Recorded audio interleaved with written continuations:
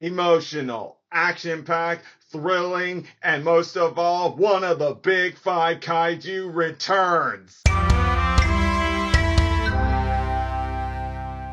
What's up, YouTubers of the world? megageekmixer here to give you guys my review on the season finale of Monarch Legacy of Monsters. Guys, what a finale and what a way to go. But what I was very happy to see was one of the big five kaiju. Rodan is back. Yes, guys, Rodan, King of the Skies, is back, and I am very thrilled. I am very happy. I cannot believe what I saw there, and I want to believe that this means he will be the focus in Season 3. And if he is, I am nothing but happy. It has been years and years since Rodan has ever had himself a major role in any movie for a long time. Pretty much the only major role I remember him in was the Heisei eras. Yes, this MonsterVerse Rodan was in King of the Monsters here, but he was pretty much still the minor thing. The real focus was on Godzilla, King Ghidorah, and yeah, even Mothra, she was a little bit in a small role too, but her role was way more bigger, it felt for me, than it was for Rodan. So this is a great thing, as we're gonna get a focus on Rodan for the first time ever, it would seem, going forward, it would seem, and that has not happened since 1956 when he had his own solo movie right there. And I am very happy for that. Now, seeing him has led many people to believe, is this the same Rodan? Because they are thinking this might be a mate or a second Rodan. Like there are two Rodans out there in the MonsterVerse. And yeah, maybe there's a possibility, because if he is going to be the focus in Season 3 and everything, then yeah, maybe there is a possibility they take influence off of the solo Rodan movie where there are two Rodans. There's one there, and that was in King of the Monsters, and then there's this one over in Thailand and stuff. So maybe that will go around there. But I still am very happy to see him. But one more thing I want to mention here is that while I am happy to see him, I just want to throw out a personal thing I just have not liked about MonsterVerse Rodan. And that was the fact on something that's always been known about Rodan back in the Showa era all the way to the Heisei era and the Final Wars Rodan is how MonsterVerse Rodan bowed to King Ghidorah and Godzilla. I understand what that was going and everything, but the thing is, when it comes to Rodan himself in general, he's like Kong, he's like King Ghidorah, he's like Godzilla. He doesn't bow to anybody. When Rodan fights, he fights for those he cares about in his own sake. He doesn't care if you're stronger than him or more powerful than him. He fights till he dies. And that's what I've always liked about Rodan. That's one of the things I just didn't like about MonsterVerse Rodan. Yes, I know he fought King Ghidorah briefly and stuff, and yeah, that was good, but it's just when he started bowing, I just like, no, that's not Rodan. Rodan doesn't bow to anybody. But I just wanted to throw that out there. But still, I can't wait to see if they make a Season 3. I believe they will make a Season 3. They're just not working on it so they can focus on the prequel with Shaw. Which, speaking of which, I loved how it was that Shaw was the first to find him, and how he's out there on his adventures now and stuff. It was like showing us exactly how it'll be come the prequel series. That'll be good. But now, having said all that, let's go on into the other parts of the episode here. Starting the fact on how Titan X versus Kong. That was a good fight. Pretty much the longest fight we have ever seen in the TV series of the MonsterVerse franchise here, which is understandable. It's all about the humans here. And I know some people don't like that. They want to see the monsters. They want to see some monster action. And yeah, we did get a little of that here and there, but not to this extent. And I loved how they were doing it. They were showing the fight here, but also with Keiko and everyone else having to run past them just to get past them, and they're fighting and stuff. I love the camera angles and showing how the fight is going from a human perspective right there, and also switching to the cameras where where they actually fight, like how they are in the movies and stuff. And I loved how Kong had to keep adjusting himself just to untangle himself anytime Titan X was gonna strangle him or something. But I think the thing I loved most of all was how the fight ended here. Now, mind you, Kong was pretty scratched up and everything and stuff. And some are saying, could Titan X have beaten Kong? Well, maybe, maybe not. Who knows? We don't really know, because in the end, the thing is that Titan X has never been a threat, as she showed here when she willingly overpowered Apex. Well, not Apex in general, but still overruled those control devices with her own will when she saw her egg. And as soon as she grabbed it, Kong was like, I see. Go Go on. You may leave. I understand. Now go home. Oh, yeah, that was just beautiful. And like a true king right there, seeing that and seeing that she meant no harm and getting up on top of that thing, I'm just like, that was beautiful. Just beautiful. Hit you right there and stuff. And then, of course, there was the fact on the challenge of getting her to her back there because of the whole device thing messing with her brain, not knowing where she's going. That's where they finally really got to show more than ever Kate's bond with Titan X. As at first they tried to use some calling recording devices just to get her back there, but it wasn't working. It wasn't loud enough. So Kate herself had to be in view of Titan X because Titan X seems to trust her.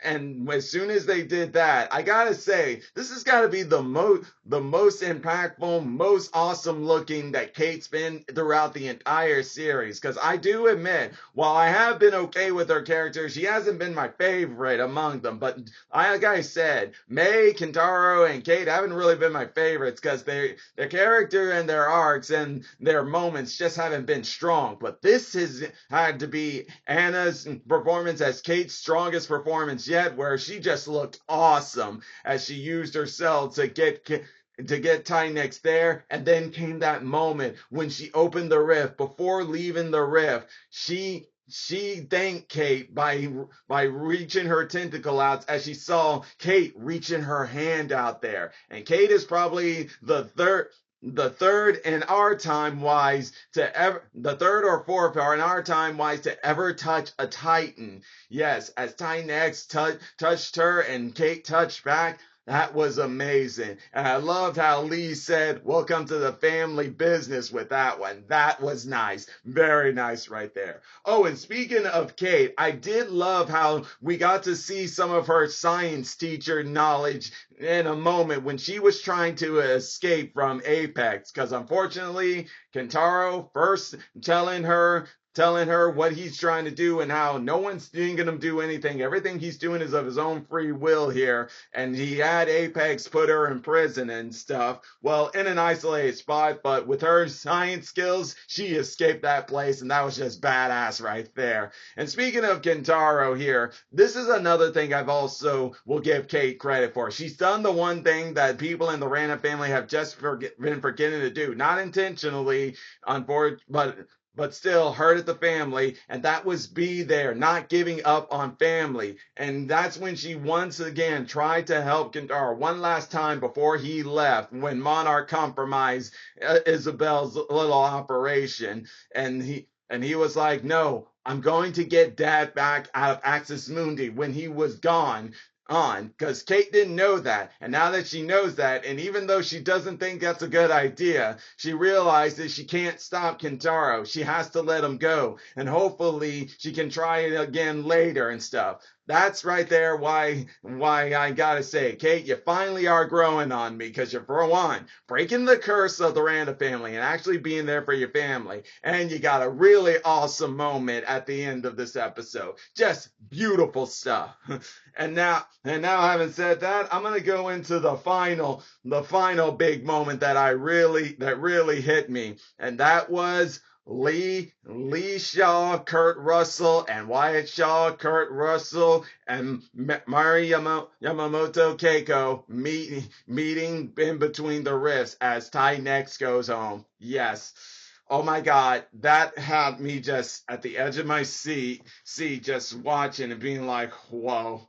what am I looking at? My moment, my heart, everything. Just seeing that moment. First with Kurt and Wyatt as Lee Shaw looking at each other. And then, yeah, Kate and Keiko having their moment that I was about to be like, Keiko, stop hugging, you're gonna miss it. But yeah, she gets out of it right there to finally look at the man she loves one more time. Remember, she loved both Bill and Lee and stuff. And yeah, her relationship with presently is different because, well, time difference and everything. And yeah, Lee's changed from who she knew back then, and she's still a woman out of time. So her seeing the man she loved one more time, and unfortunately, auto block see there that she couldn't know what she's saying, but we all knew it right there and then as she was saying, "I love you. I wish it could have been, but it's clear that this is just how it was supposed to be. So no matter what, love you all the same, but this is where we part." That's my guess on what it was saying there. But whether it was or not, it was still beautiful as she was looking so in awe and stuff. And then I loved how she moved to presently, and it was like saying goodbye to him there, and then like it's like she was seeing him in presently there too, and being like, "I'll miss you" and stuff there. And I'm not gonna, and yeah, I'm sure you all saw that. It almost looked like they were about to kiss. I think they nearly were, but knowing that, no, we shouldn't do this and stuff, as she walked right over to Kate and stuff. And what I really loved about that scene is how it really puts closure, not just in terms for Kate and for Kay, Lee, but also the whole thing with the trio, because it's pretty clear now we are not getting the past trio anymore, at least not to the link we've gotten in season 1 and season 2. If we are to get them, it's just for some brief moments of this and that there. It's clear that their journey there is at an end. And what I love most of all is that Lee and Kay can truly finally move on and begin their new lives, as we saw in the epilogue 6 weeks later, where she, Kate, Tim, and May are going to be working together for Monarch 2.0, as it were, because they don't want Keiko's being revealed to be alive, as there's a chance people could go to Axis Mundi. And yeah, we've already seen how that damages a family and how we don't know how the time and stuff work that way, that it could just cause a lot of mess and stuff. But if there's one thing I would like is if Keiko could meet Dr. Serizawa. I know Dr. Serizawa is mostly meant for the movies. He's not meant to be in the Monarch TV series, but a brief cameo or something like that wouldn't hurt or anything. I think they could really learn something from each other here. But with that having been said there, and that having been done, and Lee now off on his own as he's trying to find Kentaro, who is working with Isabel to try to find a way into Axis Mundi, just so he can get his father back. That's something I'm looking forward to. But I still loved it all, guys. What a way to end it. What a way to look forward to things. Not just in the terms of the prequel series with Lee Shaw, with what he's going to do with the Soviet Union's coming for that solo, but what we could look forward to in season 3. That has me hyped. That has me thrilled. I just can't wait for it. But I'm going to go ahead, guys, end it all at that. And please let me know what you guys thought about it. Leave your thoughts in the comment section down below. And until then, you enjoy my videos. All you got to do is click that like button, subscribe to the channel, hit the bell icon to be notified when I make more videos. Until then, Mega Geek Mixer signing out. Bye.